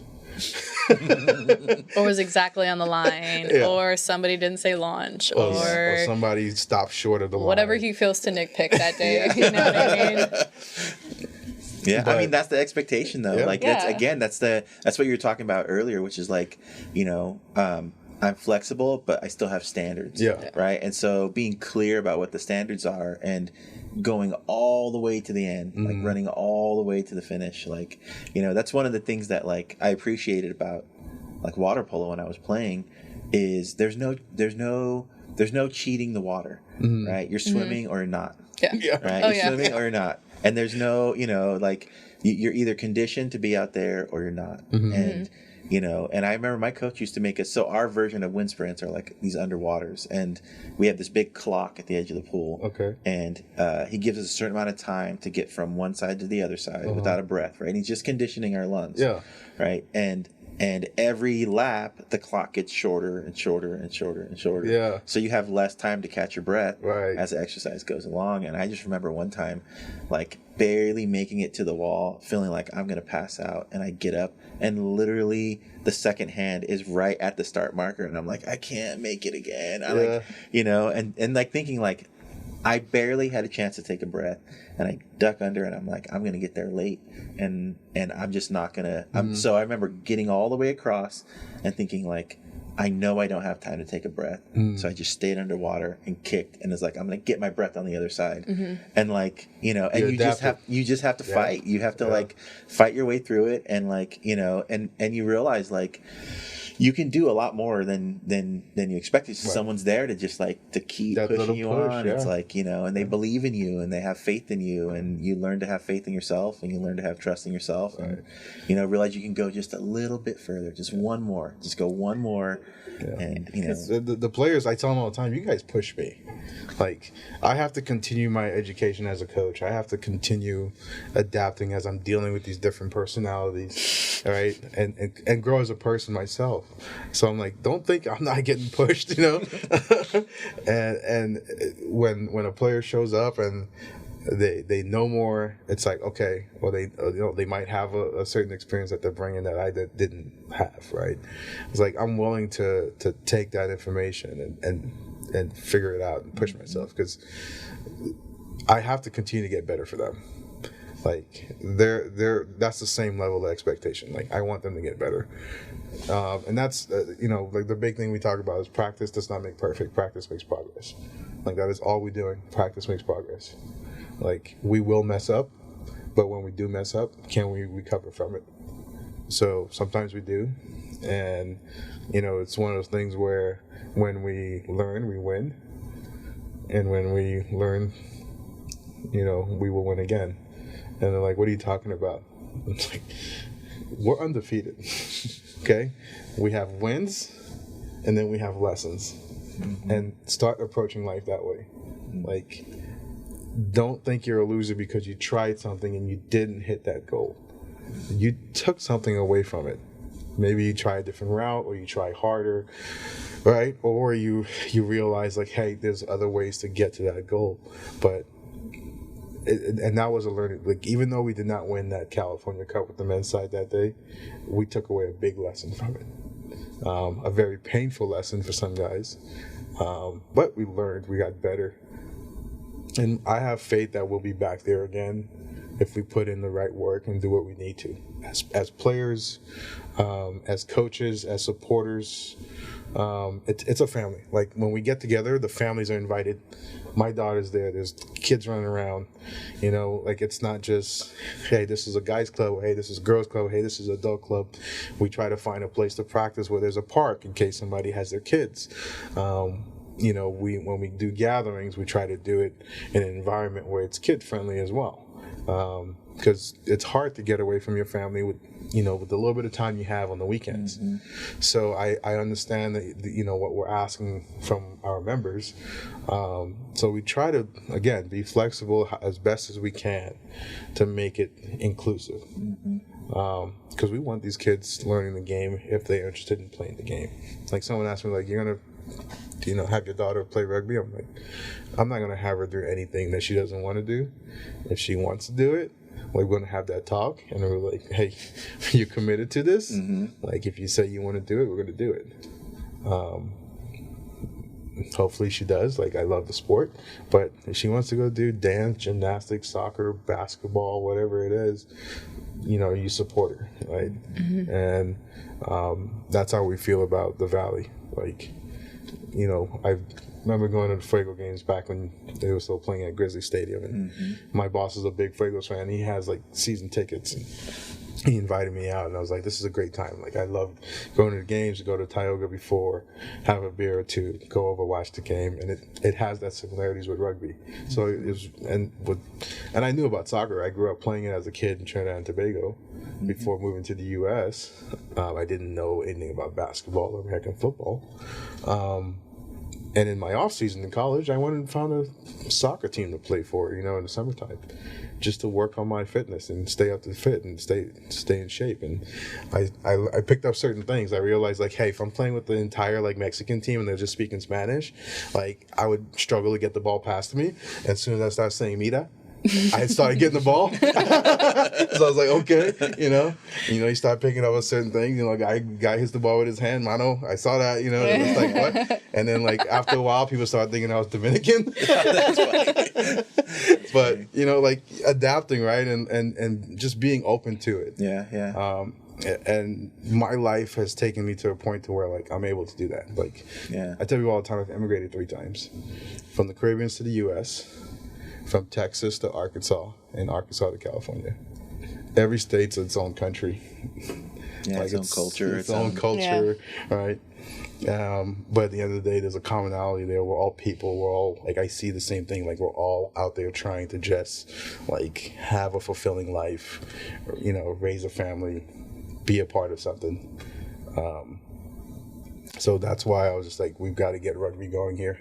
Oh yeah, and Fresno's a rugby city. Yes. Whether people think to know it or not, the women won 2 national championships right before pandemic, and the men just won a national championship with both Fresno State. At Fresno State. So Fresno State has 3 national titles, right? And they still don't have a rugby pitch to practice on. And it's difficult. It's not an easy feat because you're playing against colleges that are a lot that actually give money to the clubs. That's been around since 1940 something, and their coaches make 6 figures, right? The Fresno State coach, he was coaching for free, and the players practice on this little patch of grass on the side of the aquatic center with light towers, and somehow managed to win a national championship with just that. And these are kids from here in the Valley. Mm-hmm. Most, like, I would say 95% of the kids on that team were from the Valley. And they paid their tuition, just like I did, had a bunch of student loan debt, right? They're the ultimate student athlete. And we don't have a place for them to practice, where they could truly run their drills, like on a rugby pitch. So it goes back to that whole mindset of like the Valley's built for this rugby deal. Like that is proof right there. Mm-hmm. There's teams out there with facilities, scholarships, paid coaches, community support. Yeah, a more developed program, right. Infrastructure. Correct. And that's great, right? But to see what we are able to accomplish with so little, it just speaks to the potential that we have here in this community. It's just about getting the right energy and focus into it. And we will get there one day. But it's going to take players like Michelle and players like we currently have in our club and myself to push through all this muck to get to that point. So what do you think, Michelle, what do you think these wins mean for the women's side? I mean, like, that's really big. Oh, yeah. We have 3 of the girls that were on the national team that are playing with us. Yeah, 3. 3 of them. Yep. Hopefully get more once they start graduating. But, I mean, love to say it, men won national championship. Okay, the women did too. Every time I hear men won, the women did before them. Twice. Twice. So them winning just shows, because I remember playing at Sac State, playing against Fresno State, and they would whoop us like 20. I think they scored like 110 on us to 20. Now, I was an older college athlete. I was 26 at the time, and I have these little 18-year-olds, spraining an ankle and still running 2 miles on me. I was like, I can't compete with this. Yeah. But I didn't even know rugby was something in Fresno. So just to show, I wish I would have had that before I moved out of the city. I had to find that somewhere else. I wish I would have found it at home. So how do you think, like, gaining, like, what tools to gain that awareness, like, are really important? We mentioned, like, word of mouth and social like, media. Stuff like that. Business support. Yeah, definitely business support. We don't have our nonprofit status yet, but there's ways where we're looking at, a fiscal agent to help us be able to tap into that, because I understand, like, that's part of it when it comes to, like, building a sport. I tell people we are a for-profit company or organization. We're in it and for the profit of like the betterment of the community. Yeah. Right? We're not making money off of this. Our goal is to, again, like have the community involved. So I would say getting folks out watching a game. And I guarantee you come watch a rugby game, you will not be bored. Right? You may not understand everything that's happening. We're working on some educational stuff to teach the community so they have an understanding of what they're watching and just helping them learn the game. But getting the right decision makers in the community involved in the sport was what will change this environment for the sport, but also for the community. We're a very rapidly growing community in the Valley. And that just means the potential is there and the space is there to create a system where you have soccer, rugby, all your traditional sports, water polo, golf, and make sure that we keep the kids off the streets, keep them focused, give them access to different things. With the adults, give them that outlet. You know, like it's a great stress reliever. It's huge. We just need really to have folks have an open mind to it and not say, oh, this is weird, or like, oh, this is too dangerous. Excuse me. And the biggest thing is I have data that could back up that it's not that dangerous. If you combine lacrosse, golf, rugby, soccer, it still doesn't equate to the total injuries that you see in just football alone. If you're a football coach, you should be steering your kid to play rugby in the off season. We teach open field tackling. And if you're a parent, you should want your kid playing it. We teach them to get their head out of the way. We go over the foundations and the technique to bringing down someone. And because you're not wearing a helmet, you don't have a face mask. You don't have pads on. You don't have pads on, and the pads are still a little false sense of hope. False sense of security, because your brain still sloshes around in your head, right? A helmet might protect your skull from a fracture, but it doesn't protect your brain from knocking into the walls of your skull. In rugby, we teach you how to get your head out of the way because you're not wearing a helmet, so your face is open. You have a mouthpiece in. You take those tools back to football, you become a great tackler. Your defensive linemen, they get fitter. They could probably end up playing both ways. They'll probably end up being able to make open field tackles against a running back. And multiple tackles, because the point of rugby to tackle is to get back up immediately. Correct. So this whole push and then destruction on the ground, and then we have about 30 seconds or 45 seconds to get ready to go. It's not rugby. It's 2 40-minute halves, a 5-minute halftime. It's similar to soccer, right? Once you're out of the game, unless it was a blood sub, you cannot get back in, right? Or concussion. Or concussion. We're mindful of that. You know, I think we had 2 concussions and we played probably close to 15, 16 games last season. Just 2. And that included us doing contact at practice and playing games. But we, like myself as a coach, I have to go through concussion training and protocol as well. So as a coach, learning to recognize symptoms and being very intuitive to like just body language. And that's why I tell the players, like, I can't always on Saturdays give you the answer right away when you're playing the game. You like, this is what during the week does at practice. Because I'm watching for other things. I'm watching to see how the team is adjusting to us that we're playing against. I'm watching your guys' health. I'm watching, are we following a game plan? So there's a lot that I'm watching. So there's not a lot of like on the field coaching I can do at that time. And being the only coach without a coaching staff, it's a lot more. Because usually if you have assistant coaches, they're there, they could see things.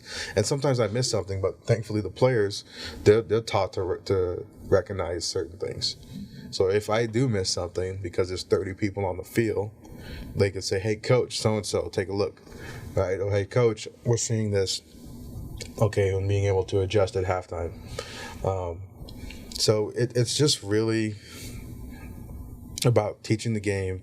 And I think with the women's side, which is huge, like, I can't stress this enough, there's never been a women's club in the NorCal Union representing this region. Never. Not within 300 miles of this area. So we have already made history as a club in our first 2 years of existence. Where can we go? Where can we get to if we have the right people coming in and supporting? Yeah. And we're not asking for much. We're, again, we all could pick up the car if we all lift at the same time. Mm-hmm. And we're willing to help lift too. We get involved with our community. We're doing something coming up here later this month with for the farm workers, because they're coming through this weekend. They're coming through this weekend, and we want to be a part of that. Like I mentioned earlier, I had kids that played for me in high school that would miss practice or miss school because they had to go pick produce, right? So, like, we have a tie-in and roots to that. We understand what they go through. And anyone that could go out there in that kind of weather and pick out produce, I mean, these are the hands that are putting foods in our mouths and foods in our tables. Like, absolutely, like, how can we help? Mm-hmm. We don't have much, but whatever we have, we're willing to help. Yeah. We definitely have icy hot. You know what I mean? Yeah. Like we have water. We have water. We have a platform now because that's part of it with the social media, like sharing that, like getting the word out there, and just continue to seek how we could be a resource. And hopefully the right people find us to allow this club and this program to become something much grander, where we're a bigger tool and resource for the community. Like, it's twofold. That's the ultimate thing. Like, we have kids that need help financially in college. What if we were able to offer them a coaching opportunity, like a stipend? Because we have the funds to do it, and we have the ability to go tap into a certain school district and offer the sport. Yeah, see the sport develop in the youth area. Right. And be able to host tournaments here. We're right in the middle of California. If we have the facilities and we develop the facilities, we'll be able to host a California kickoff tournament. That brings in revenue to the city, because now you got teams coming in, getting hotels, going to restaurants, going to bars. I mean, San Luis Obispo, they have a tournament every year, and the city is all on top of that because it brings in 200, 300 people. Easily. And it's great for their economy as far as their downtown. That's awesome. Yeah. But I mean, when you go to any kind of rugby game, you see the supporters, but it's mostly family members. Mm-hmm. And it's still like that, especially women's rugby. Yeah. I just imagine these teams that, we're kind of like, do we need another women's team, coming down and just seeing this sideline full of Fresno community, Central Valley, just packed, just yelling, and just, it's intimidating because they don't have that. And like I said from the beginning, we have something that no other team, I think, has. The Bay Area has their NFL, they have their NBA, right? They have all these professional sports. We're here in the Valley where we have the Fuegos, and outside of that, it's not much else, right? Mm-hmm. And here's an opportunity to watch a contact sport for nothing. Because we currently don't have a facility to charge for games, right? You sneak in, just look over the fence, you know what I mean? Just walk up, pop out your fold-out chair, and sit down and watch the game. Yeah. And it's exciting. It gives our community something else to root for. Yeah. And I don't care if I had set up shop like in Timbuktu somewhere. Like, if there wasn't rugby, I would be figuring out how to get it going. Yeah. Because again, it was a ship and a tool that gave me so much personally. Yeah. Well, I think we're having Fuego game in the near future where you guys are coming out and doing a little bit of sevens, before the game, and so if people want to kind of see that, experience it, come out during the tailgate time, hang out with us, and I'll make sure to put more information about that in our show notes, and put a link to you guys, the people can buy tickets for you guys too, so we'll put a link out there for that. And we're selling tickets for it. All the Fuegos, you guys have been gracious to allow us to help raise funds for not only our club but also the state programs who've won national championships. And don't have that funding. These are the type of things that we have to do, and we're so gracious that you guys found us and is willing to be a part of that development. Well, it was it was funny because it was Ben. Ben came by and he was like, "What's this? What's going on?" And he was like, "Oh, I want a sweater." And I think he was like, I think our system wasn't working right, and all he had was cash, and I was like, I don't have any change, and I was like, you know what, I'll buy it, just take it, and at the time, he was wearing a Golden Dogs shirt, and I was like, so what's this shirt? And he was telling me all about it, and I was like, oh, that's funny. And then I saw him walk back, and I was like, oh, there's a booth here, and I walked over, and then we met, and we were talking on the baseball concourse, and it was just such a great time. And I came out to some practices last year, and you guys were super gracious, and even though I was super out of shape and really slow and clumsy. It's okay. We respect that, right? We respect people coming out, giving it a try, and if it's man, this really isn't for me as a player, that's fine. But Nate, look at this, right? Yeah. So you've done more just as being a player for us because you were introduced to it and you gave it a shot and you got to know the sport, you got to know us. So again, you don't have to have experience. We teach you from the ground up. If the best way to just keep in touch with us is again through the social media platforms like Golden Dogs Rugby, and it's the same handle for Facebook and Instagram.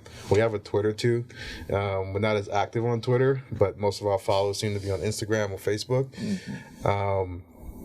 So we just want to keep building on that. We're working on our website. And then we'll be able to, because right now we post once we have a schedule, we'll post it on Instagram, we'll post it on Facebook, so people know when we play, and then every game week we post whether we're at home, we're away, what time the game's at, where we're at. So if folks want to turn into a caravan and travel up to certain places to watch us play, we're down for it. Let's represent, especially playoffs. Especially playoffs. My mindset is we're getting to playoffs. It's not oh, we just started a team, nah. You have to have a goal. You have to have a purpose. And this is huge. Our women's team, we just had our first ever match as a team, right? It was a sevens tournament we played in last Saturday. And the first game we played against was the All Blues, which is a national championship program. They have a D1, D2, and WPL, which is women's professional league. I think they only have a D2 and WPL now, but yes. And we played their second side in that first game, and we won. And I was trying not to get emotional because I was like, you guys. I kind of gave the people that ran the tournament kind of some grief. I'm like, we just drove 4 hours and you put us on the first game. We got there at 8:15. Yeah, we got there at 8 o'clock. And then our game was at 9 o'clock. Yeah, my goodness. And we still won. So it was it was something that we kind of started the day off. 4 a.m. Wow. Right, showed up after driving 4+ hours. Warmed up as quick as we could. Slapped on those jerseys for the first time and went out there and won our first game. Yeah, and then, there was 5 women's teams there. 2 of those are going to the national championships next weekend. Wow. So, that's the caliber we play against in NorCal. Yeah, you're playing against high-level clubs. And, I had WPL coaches coming up to me and who's this girl? Who's this girl? Because, there is a chance to get a scholarship to go to chiropractic. There's different things that you can get into, especially you just being decent at rugby and having that attitude of, even though I'm going to play against, Eagles at this point, which is the national mascot. Team, that you know, you have a pathway. We don't want to keep you at Golden Dogs forever. You know, we want you to grow. And if that grows into you playing on a national squad, or you playing for the MRL, or you playing for some kind of thing that helps you develop in rugby, perfect. We want to put you in that place to make it there. Yeah. Because like we said before, we didn't have this. Right. We didn't have any of this. Yeah. And we want to be able to make sure that those connections are there, that networking's there. And if you feel like you're at that point, we'll make the introduction, you know? I could have easily sat at home and, you know, done something else with my time, but I love the sport so much. And I was blessed to get to play with Eagles, right? My brother became an Eagles sevens player and represented this country, right? And we both immigrated here from the Caribbeans. And to see us go through that and, like, him play on that national stage and have teammates and roommates that play on that stage and train with them and help represent the country. And these were all players that a lot of us got passed over for other sports. Mm-hmm. It's just the potential is limitless right now for rugby. Yeah, and I mean, you don't have to play for the U.S. Okay. I know. You can go overseas. You can go. I mean, if you still have your citizenship with Mexico, you can go play for Mexico. You can play for Canada if you have the citizenship. Like, you don't have to just stay here and stay in this program. So you can travel. Yeah, if we have athletes that come out and dominate this game, and like they're separated by one generation from Mexico, like they are still qualified to go play for Mexico. Yeah, I mean, right? I mean, they talked to me. I was like, well, my hips are not that good anymore. But yeah, like, you know, like if we want to make sure that this thing grows, we want to, you know, house it. We want to see you succeed, whether it's in rugby or in life. We don't want to see you stuck at home, not really doing anything. We kind of, even if you're coming out, I mean, we have a couple players that are just coming out and just doing their best. Mm-hmm. Do your best. I'll buy you a beer after. You know what I mean? Yeah, it's one of those things of like, we just want to see you here doing something. They're struggling to run right now, right? But we're not going to say, oh, get out of here. I see that, and they come back week after week, and I'm like, whoa, you're looking like you lost some weight. Whoa, you lost some more weight. Hey, you're moving faster. And, but they embrace the grind, and surrender to it, and they just keep coming back because that support's there. Because they know if they go home and try to do it on their own, they're probably not going to do it. Yeah. The most I've seen a player lose in a season that played for me, and this kid had never, ever played a sport before, was 125 pounds. Wow. One rugby season. Wow. That's amazing. Yeah. Came out the second year Edison had a program. His dad was like, he's never played sports before. Like, we kept asking him, like, do you know what you got into? Mm-hmm. And then, you know, the first year, like, Edison had a team. We made it to the playoffs and, like, got into the semifinal round in the playoffs. Very first year. Yeah. We had a kid leave from that year, go on to Boise State and play. He just was named an All-American in rugby this past season. And with several other kids that are from the Valley that was, you know, recognized as top 10 collegiate athletes in the sport, right here from the Valley. Guys that wouldn't even, you know. The talent's here. They don't even. Some people don't even know where Fresno is, so they go, "What? Where are you from?" Yeah, you know? Yeah.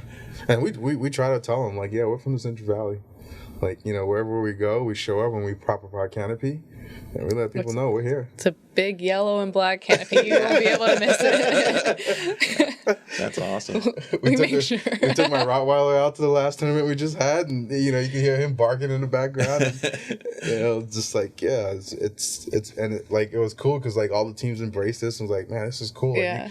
And then they hear, like, wait, you guys drove 4 hours to play in this tournament? Like, yeah. Yeah.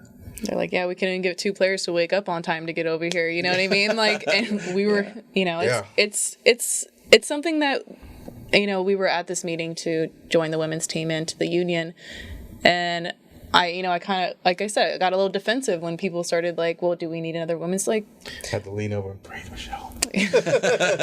You know, thankfully I had my boyfriend to kind of like pat me on the back and just like relax, but it's just like we're fighting just to even play rugby. Mm-hmm. Like, let us have some fighting chance. You know, we will travel. We've already shown you we'll travel. We already showed, like, we're on the roster. We're scoring against you guys. We're making, you didn't blow us out. You know, us, like the Fresno girls and the EPA players that graciously took us in, we put up a fight this year. And that's with us driving in the morning and then driving back and going to work that day. Or working that night, getting off at 2 o'clock in the morning and getting on the carpool to 4 o'clock. We have it. We have the work ethic. I mean, I know there's other people, other women out there that have that as well, that want to come in and join this community. Because, you know, I have my master's in college, and you know the reason I got that was because all my other teammates at that time had their masters. You know what I mean? Because like we all build each other. Like, oh, they did this. Like, oh, I want to be there too. You know, like, oh, she's the CEO. Like, oh, I want to do something like that. You have this kind of community that just uplifts. It's supposed to be uplifting, and we want to keep it that way, especially being women in just general. You know what I mean? Like, we need that uplifting consistently. And having that community, and I've been in it 10 plus years. I can't get out of it. You know what I mean? Like, my poor boyfriend, I keep dragging him back into it, and he tries to leave, you know? He's a trooper. You know? So it's something that I know women in the Central Valley will embrace if they just come and try it out. Like I said, if they can't play, that's fine. Come just practice with us. Come work out with us. You know, it's make it a couples thing. You know, husband, wife, boyfriend, girlfriend. Come on out, give it a shot. Maybe both of you stick. We have couples like that, you know, in other clubs. You know, or maybe one of you guys stick as a player and the other one sticks as, you know, a supporter or administrator or and something. learns more about the team and more about the sport. Right. Or becomes a referee, or, you know, learns enough about the game just like being around it to like go and help us coach some kids and introduce the game to them. Because we can only be in so many places at once. So we're just trying to grow our rugby family. And that's the end of the day. Like, the more people we get involved with it, the better it is for the community, better it is for the sport. We, you know, believe in this community, and we know what's here. It's just a matter of like putting the energy and focus into it. And then you get those people to understand that, like, Saturday's rugby day. Saturday's a rugby day. That's right. Yeah. I want that on on every, like, you know, flyer that we could put it on. Like we want the city, we want the valley to be know. Like, hey, Saturday's a rugby day. Like, I can't stress that enough. Like, it'll be cool one day to see them. It's like, okay, it's Saturday. It's a rugby day. It's a rugby day. Like, where can I get some rugby? Where, you know, what's going on? Like, we want people out there watching the kids play, and we have some high school teams in town. Like, Buchanan has a team. San Joaquin Memorial has a team. Edison has a team. Bullard's revamping their team this year, and 2 of our players are going to be out there coaching, right? That's awesome. And they're going to be coaching and then showing up to practice afterwards to train and play. So they need the help. And whatever we can do to help them out, we'll do that. We want to revamp the program that used to, exist at, not at Roosevelt, but a large group of the kids came from Roosevelt. Where we had kids that came from Duncan and other places, kids that would compete from Sanger to come play with us. But in order to do that, we need more adults. We need more businesses involved and saying, like, where can I invest? And it's funny, I looked up the stat today. Our education system here in the U.S., our federal tax dollars, like the taxes that you and I pay to the federal government, 0.32% of that goes to education. And at the state and local level, it's like 3.7%. Right? You're telling me that's the best we could do for the next generation? And we can't sit back and wait on the bureaucracy and the red tape to fix it. It's going to take private citizens, grassroots people, stepping up and pushing and making that happen, and then pushing our politicians. Like, our politicians are there to take instructions from its people, right? And they just have to be shown, like, hey, this is what the people is asking for. And they will take that initiative if it's being pushed by the folks in their community. And we're able to do that, right? We could actually get in front of our congressmen and congresswomen. Like, I'm not waiting for Gavin Newsom to send money for rugby. Right? Yeah. You know, you got to build it here. You got to build it here. Yeah. Well, and then too, like, I know it's an intimidating sport, and I came into it thinking it's an intimidating sport too, especially, and I was growing up with wrestling. I still thought rugby was an intimidating sport. But like you can tell, we can talk rugby for hours. So if you like find somebody, or anybody goes find someone that plays rugby, or just goes on our chat and says, "Hey, I want to learn about rugby," I will certainly sit down with you and and just talk rugby. I can do it all day. And people that do play, they can talk about it all day too, because that's how much they love it. Yeah. And right now we're looking for referees for our community, because now there's more rugby here because of the Golden Dogs. So the president of our referee society said, you guys need to help us solve the issue. We don't have enough rugby referees for your community in the Valley. So if you're out there and you're listening to this and you've played the sport before and you have an idea of the game, like, come be a referee. Like, you might be done playing, but come do that. We will help you pay for the cost of getting that done. We just need you here to like be able to have a ref. Like, we were scrambling with the referee society, like for certain home games, with them trying to find a referee to drive 3-4 hours down here to ref our game. Because all the teams are up north. Yeah. Right. Yeah. And if we have local referees here in town, like, you get paid to do it, so come out, help us develop the referee part of it, because as we continue to add more teams, we're going to have more games for you to ref. So there's a way for you to help. And if you don't have an idea, just come talk to us. We'll find something for you to do. Well, and then too, reffing, we've already stated that reffing in this sport is a lot more respected than a lot of other sports. Sure. You call the referee sir. Sir, Man. ref, but there's only, the coaches don't yell at you. So the coaches don't yell at you. The players can't yell at you. The captain's supposed to come up to you and say, "Hey, can you look at this, sir? Can you look at this, ref? Can you look at this? Can you check this, because they're doing this and you're not looking at it." Rugby's probably the one sport where, well, it's not the one, but like in basketball, you have like technicals. Like, if the referee calls a penalty, and depending on the referee you get, if you decide to chirp at the referee, he's going to penalize you even more. Yeah, but it's one of these, like, if you're gonna join and be a ref at any sport, it would be rugby, and that's kind of like, if I were to be any ref, it would be for rugby. Yeah. Because after the games at the social, the referee come, they get fed as well. The referees are invited to the socials, hang out with the teams, learn more about the teams, we learn more about the referee. Referees, usually that's at the social when you could ask them about calls or certain things, how they see the game. Because for me as a coach, I went through the process last year and got certified as a referee, and went out and actually assistant referee 2 college playoff games at Fresno State, right? Because they needed those. You need to have like certified referees for the playoffs, especially at that level. And if I hadn't went and did that, we would be struggling to find referees to come down, because we had so many games being played throughout the state. It's playoffs, not just the state, but even like in the region. So it was cool to like be able to just give back that way, and watch the game from a referee standpoint versus a coach standpoint. So yeah, we have something for everyone to do, and as our rugby family gets bigger, we become more useful to the community, and more impactful. And that's the ultimate goal for us, is like, how can we like help build on what's already been here? How can we push the next generation forward, and we're just using the sport of rugby. Yeah, that's awesome.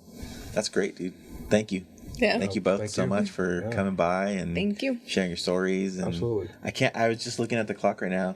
It's like 2 hours and 5 minutes. I don't know that we've ever recorded a podcast I said that long. if we can talk about this all night. Like, I was about to like, grab me another beer. We can keep going. That's what it means to us. Yeah. We're not going to just, hey, come join. And then you won't see us for like 5 weeks. Like, you'll see more of us than you want to, you know. Yeah, and like, go to sleep. they're like, does Michelle sleep? No, she doesn't.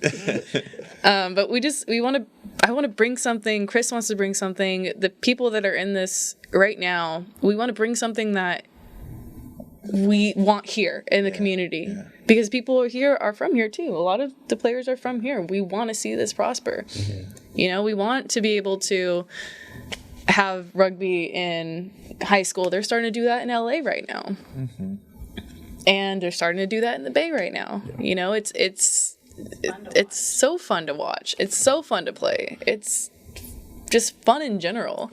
And it's not just like this, you know, I know everyone just sees the highlights. No one really watches a full game, right? They just see the highlights that either SportsCenter puts in, like this crazy tackle, and yeah, that happens every now and then, but it's mostly safe tackling, and it's a fun game to watch in its entirety, not just the little highlight reels that we see floating around. So just to come out and watch all that, I mean, the most terrifying thing that I think I'm stressing about for this coming season is having enough resources to continue to be impactful on our women's side, because it's so expensive for women to play rugby because we have to travel. There's less teams. There's less opportunities to get games. You have to go find games, go convince teams to come here, and then I know for a fact we're going to be on the road a lot. Chico and Reno. So it's just a matter of like, okay, right now we're focusing a lot on recruitment, but also fundraising. That never turns off for us. So if you come out late in the season, that's fine. Start picking up the game. You could, fall in line next year.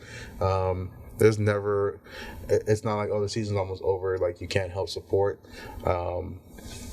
If we get the right folks involved in the game, like I said this already, but I think we could definitely project the community a lot further. And like for us, the biggest thing is doing it without breaking the bank of the players. They're putting in sweat equity and blood equity into this game, and we ask a lot out of them. My goal one day is to maybe not have to charge membership dues, and maybe not charge that much, but it helps pay for certain things. And getting the players as they age off, like, all right, how can we help you start a program? Aging off. Right?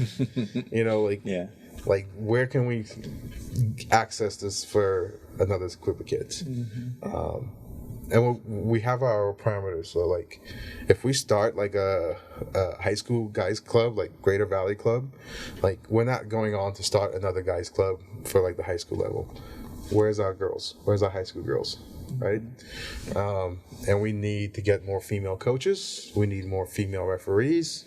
Because in order to do that, we've got to have the female sex involved in the game in order to continue to do that. It's intimidating. I know, like I felt it when I was trying to recruit girls at first before finding Michelle. It's like, who is this giant black guy coming up to me asking me to come play rugby? Like, you want me to play against you? Yeah, I'm like, no. Like, hey, no, just practice against you. Yes.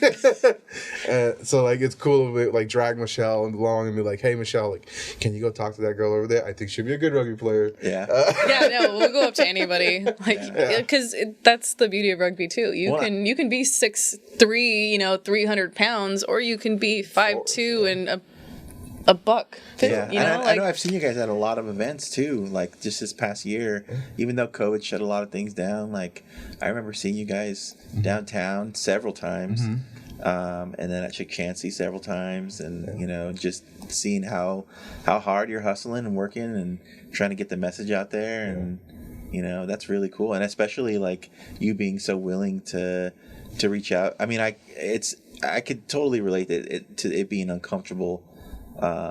And trying to present a sport that already has like a certain assumed level of intimidation to it, and then to be like, hey, I'm some random guy walking up to you that, kind of talk to you about, this thing. And then, knowing that Michelle's there and the rest of the girls on the team are excited. And it's one of those things to talk about something that you're like kind of, informed about, but like to be excited about a thing and to be just thrilled to be participating in something, that's like infectious to talk to somebody who's just like all about all about the sport, all about, Yeah.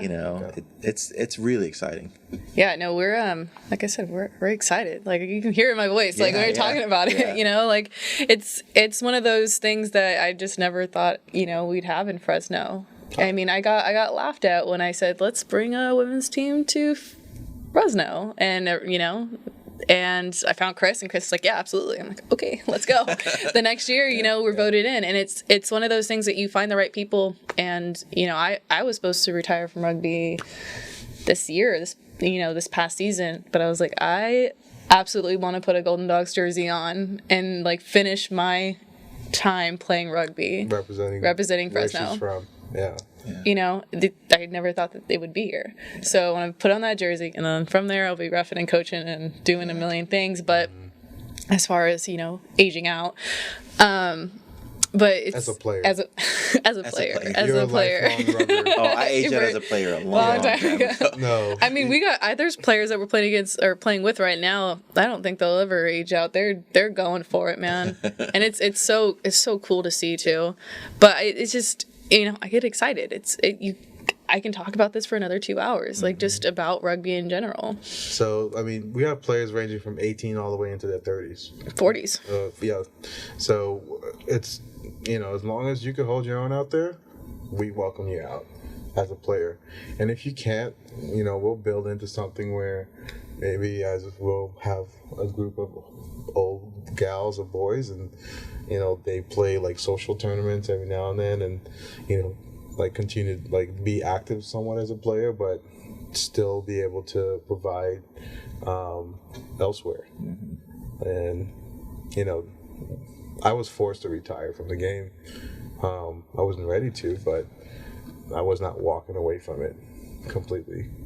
And I learned a valuable lesson, like with everything that happened in the last 3-4 years. So I was like, we're not waiting to ask for permission. Yeah, we'll ask for forgiveness.